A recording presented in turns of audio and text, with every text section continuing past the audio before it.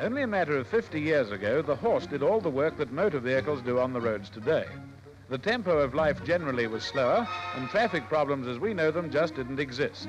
You had time to talk and look at the surrounding countryside, for in most cases your horse had more road sense than you did anyway.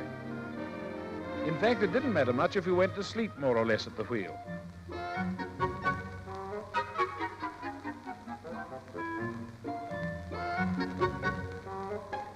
But that was 50 years ago.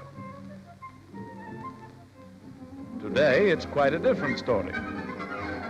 Motor cars and trams, trucks and motorcycles all help to make our roads a bustling confusion of traffic.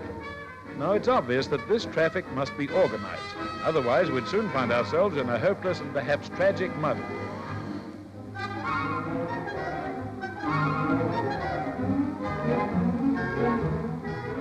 Keep left is the basis of this organization and the fundamental rule of the road. It just ensures that head-on collisions between vehicles don't occur. Elementary, but not keeping left is a major cause of accidents in New Zealand. The driver sits on the right-hand side, and this enables him to judge his distance from the other cars more accurately. But all drivers aren't intelligent. Young Percy here, for instance, is a prize example. He's a specialist in fingertip driving. The road gets only half his attention. It's the center of the road for him. He thinks it's safer and easier on the car. And if anyone behind wants to pass, well, Percy's view is that the other bloke can stay there and like it. With Percy in the center of the road, drop back. You see, there are other drivers who think they've got an option on the road too. Like Percy, they ride on the white line, and if a couple of them meet at a corner, it's best to be a fair way behind. Of course, each of them blames the other. Well, let's change drivers. Now, this chap keeps well to the left and is a courteous road user. When somebody else wants to overtake him, he gives him plenty of room and even slows down if necessary. This time, the lorry driver's a reformed character. He keeps well to the left and pays more attention to the road. This is safe driving, and it's failure to do just this that accounts for many of the 4,000 people killed or injured on New Zealand roads each year. But unfortunately, Percy's still behind the wheel. He's approaching an open bend and pulls out before cutting in. Now, this is dangerous even on open bends, but it's really criminal when the road is blind. Other people do use the road, and they've as much right to it as Percy.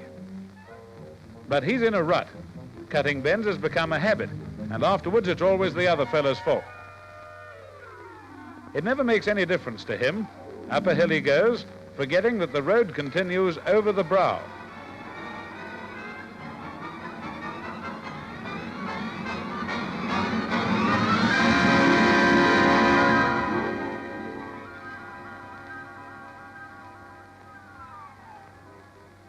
It's easier and safer to be intelligent.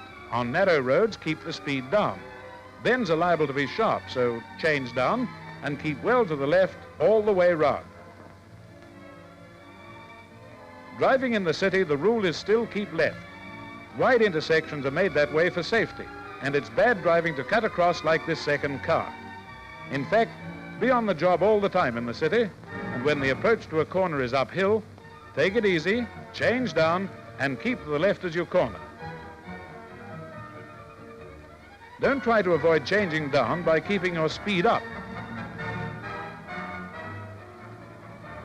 It's always deceptive, too, when you're going downhill.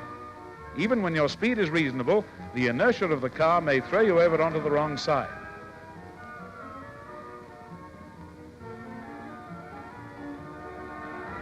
So when you're driving, be careful to obey the basic rule of the road, keep left.